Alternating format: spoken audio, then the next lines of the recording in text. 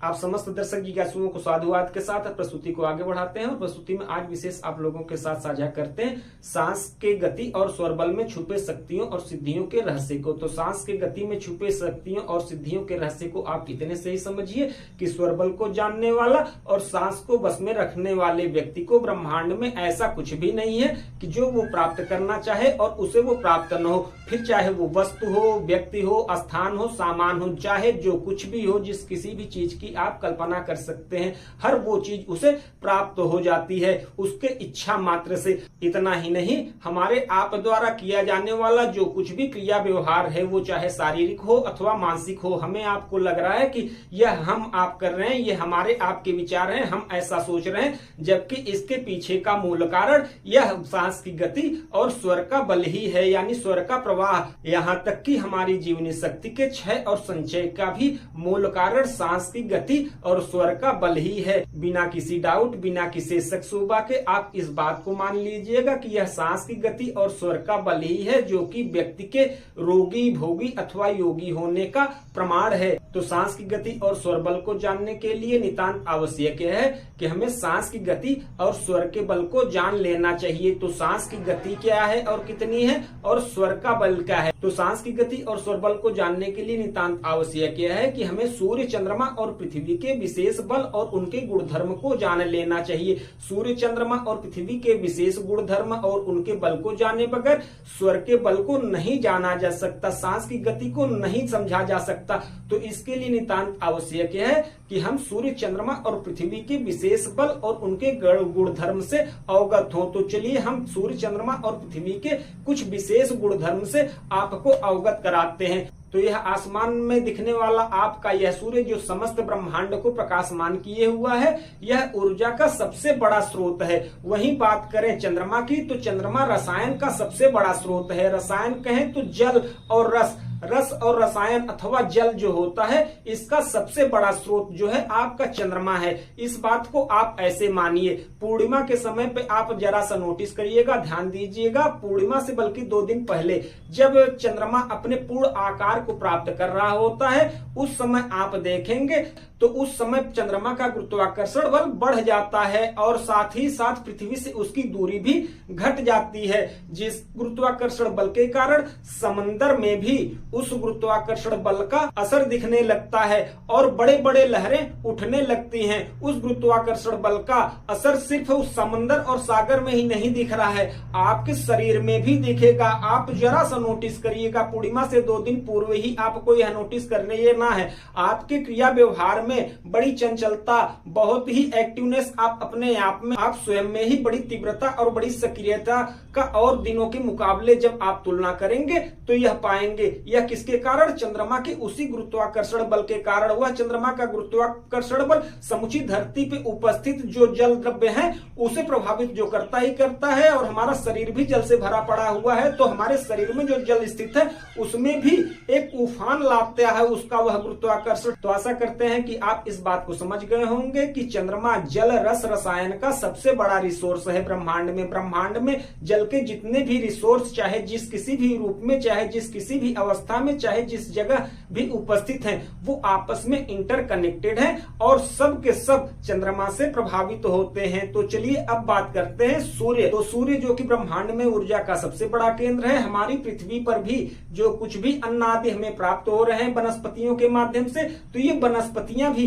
जो फल फ्रूट हमें प्रदान करती हैं हमारे भोजन सामग्री के रूप में, जिन्हें खाकर हम ऊर्जा ही प्राप्त करते हैं, हमारे शरीर को ऊर्जा ही प्राप्त होती है, वो इन्हीं वनस्पतियों, अन्न आदि के माध्यम से। तो उसमें भी वो ऊर्जा जो प्राप्त होती है वह इसी सूर्य की ऊर्जा ही है, कुछ और नहीं। हाँ, यह एक प्रकृति का अपना फिल्ट्रेशन मैकेनिज्म है जिसके माध्यम से ये वनस्पतियां हमें भिन्न भिन्न प्रकार से, भिन्न भिन्न स्वाद और गुणधर्म से वो ऊर्जाएं प्राप्त कराती हैं। तो यह बात भी हमें समझ में आ जाएगी जब हम पृथ्वी के विशेष गुणधर्म को जान लेंगे, क्योंकि अभी तक हम सूर्य और चंद्रमा के ही गुणधर्म और बल को समझ रहे थे। तो अब चलिए जानते हैं कि पृथ्वी का गुणधर्म और इसका बल क्या है। तो ब्रह्मांड में ये सूर्य और चंद्रमा जो ऊर्जा और रसायन के मुख्य केंद्र हैं, जो कि समूचे ब्रह्मांड में ऊर्जा और रसायन फैला रहे हैं, इनका मुख्य रिसीवर जो है आपका ये धरती है। ये धरती ऊर्जा और रसायन को रिसीव करके अपने अंदर रिजर्व कर लेती है। यह एक तरीके से आप स्टोर रूम समझिए ऊर्जा और रसायनों का। अब आप कहेंगे कि क्या वास्तव में हमारी यह धरती ऊर्जा और रसायन का रिसीवर है और ये स्टोर रूम है? तो बिल्कुल, क्योंकि धरती पर उपस्थित ये समस्त वनस्पतियां और जल का अतुल भंडार इसी का प्रमाण है कि हमारी पृथ्वी एक स्टोर रूम है ऊर्जा और रसायन का। यही कारण है कि पूरे ब्रह्मांड में इस धरती पर जगत और जीवन संभव है। यही कारण है कि इस प्रकृति में जो भी चीजें उपस्थित है वो ब्रह्मांड से इंटरकनेक्टेड है। जैसे कि वनस्पतियां ऊर्जा सूर्य से ही प्राप्त कर रही है, इसे आप प्रकृति का एक फिल्टरेशन मैकेनिज्म ही समझिए कि समूचे ब्रह्मांड में ऊर्जा और रसायन जो भरे हुए सूर्य और चंद्रमा है उनका रिसीवर आपकी धरती है। और धरती ये ऊर्जा और रसायन को संग्रहित करके धरती पर उपस्थित भिन्न भिन्न प्रकार की ये जो वनस्पतियां वन औषधियां हैं, जिन्हें हम भिन्न भिन्न अन्न आदि फल फ्रूट आदि औषधियों के रूप में प्राप्त करके, तो आशा करते हैं कि आप सूर्य चंद्रमा और पृथ्वी के विशेष बल और गुणधर्म से अवगत हो गए होंगे। तो चलिए आपके साथ अब यह भी साझा किए देते हैं कि ये जो सूर्य चंद्रमा और पृथ्वी के विशेष बल अथवा गुणधर्म है, इन्हें आप अपने स्वर बल के हिसाब से कंट्रोल कर सकते हैं, उन्हें अपने बस में कर सकते हैं। जो सूर्य चंद्रमा और पृथ्वी का बल है उस बल पर आप अपना अधिकार जमा सकते हैं। उसका प्रयोग आप अपनी इच्छा से अपने अनुसार अपने हेतु की पूर्ति के लिए, अपनी इच्छाओं की पूर्ति के लिए कर सकते हैं। वो कैसे, अब उसे जानते हैं। तो आप ध्यान दीजिएगा कि जो हम श्वसन प्रश्वसन कर रहे हैं यह स्वरों में विभाजित है। यही कारण है कि हमारे नासिका के बाएं भाग को चंद्र स्वर कहा जाता है और दाहिने भाग को सूर्य स्वर कहा जाता है, क्योंकि बाएं भाग से प्रवाहित होने वाले जो श्वसन प्रश्वसन है, चंद्रमा के सारे गुण और बल इसमें उपस्थित होते हैं और दाहिने मार्ग से सांस का जो आवागमन हो रहा है इसमें सूर्य का संपूर्ण गुण और बल उपस्थित होता है। चलिए लगे हाथ आपको चंद्र के स्वर बल और सूर्य के स्वर बल से भी अवगत करा देते हैं। चंद्र का स्वर बल विष को हरता है, वहीं सूर्य का स्वर बल बलवान को भी बस में करता है। और आपके स्वरों में माने सूर्य स्वर और चंद्र स्वर में जो ऊर्जा और रसायन प्रवाहित होती रहती है निरंतर, यही आपकी जीवनी शक्ति की वृद्धि करती है। कैसे, अब आप उसे समझिएगा। इस बात को जानने के लिए नितांत आवश्यक है कि हम सांस की गति से भी अब अवगत हो जाएं। तो आशा करते हैं कि आप स्वरों के बल को समझ गए होंगे। अब बात करते हैं सांस की गति। सांस की यूं तो सामान्य गति 12 अंगुल के प्रमाण की बतलाई गई है। तो आप ध्यान दीजिएगा कि हमारे सांस की जो स्वाभाविक और सामान्य गति 12 अंगुल के प्रमाण की है। हमारे शरीर के भिन्न भिन्न क्रिया व्यवहार में हमारे सांस की यह गति परिवर्तित होती रहती है। जैसे हम चलने लगे तो हमारे सांस की यह जो सामान्य गति 12 अंगुल है, तो हमारे चलते हुए अवस्था में यह गति 12 अंगुल से 24 अंगुल हो जाएगी। वहीं यदि हम दौड़ने लगे तो यह 24 अंगुल से बदलकर 42 अंगुल हो जाएगी। वहीं प्रेम प्रसंग या स्त्री काम क्रिया आदि में संलिप्त व्यक्ति की सांस की गति 65 अंगुल के प्रमाण की हो जाती है। और वहीं सोए हुए व्यक्ति के सांस की गति 100 अंगुल के प्रमाण की हो जाती है। अब आप कहेंगे कि सोए हुए अवस्था में जब व्यक्ति आराम कर रहा होता है तो सबसे ज्यादा तीव्र गति सांस की कैसे हो जाती है? तो आप ध्यान दीजिएगा कि सोए हुए अवस्था में ही व्यक्ति खर्राटे भी मारता है। वहीं भोजन करते या वमन करते समय हमारे इसी सांस की गति 18 अंगुल के प्रमाण की हो जाती है।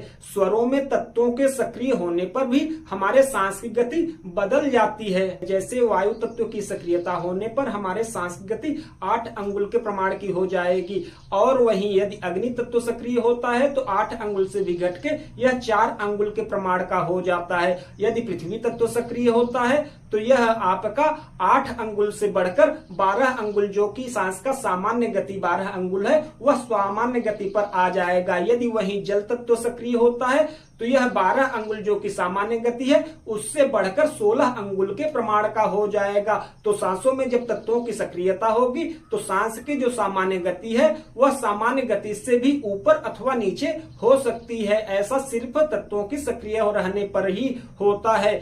तो आशा करते हैं कि आप सांस की गति से भी परिचित हो गए होंगे। अब बात करते हैं सांस की गति में छुपे सिद्धियों के बारे में। तो जैसा कि हमने आपको बताया कि हमारे सांस की सामान्य गति 12 अंगुल के प्रमाण की है, तो सांस के 12 अंगुल की गति में यदि हम 1 अंगुल की कमी कर दें तो हमें निष्कामता की प्राप्त हो जाती है। वहीं यदि हम 2 अंगुल इस गति में कमी ला दिए तो हमें आनंद की प्राप्ति हो जाती है। वहीं यदि सांस की इस गति में हम 3 अंगुल की कमी कर देते हैं तो हमें काम शक्ति की प्राप्ति हो जाती है। वहीं सांस की इस गति में 4 अंगुल कमी करने से वाक सिद्धि और 5 अंगुल सांस की गति को कम कर दिया जाए तो दूरदर्शिता की प्राप्ति हो जाती है। और 6 अंगुल सांस की इस गति को कम कर दिया जाए तो आकाश गमन की शक्ति भी आप प्राप्त कर लेते हैं। और 7 अंगुल यदि सांस की इस गति में आप कमी ला देते हैं तो आपको प्रबल वेग की प्राप्ति हो जाती है। 8 अंगुल से अष्ट सिद्धि और 9 अंगुल के कमांड प्राप्त होने से 9 निधियां आपको प्राप्त हो जाती हैं। और 10 अंगुल के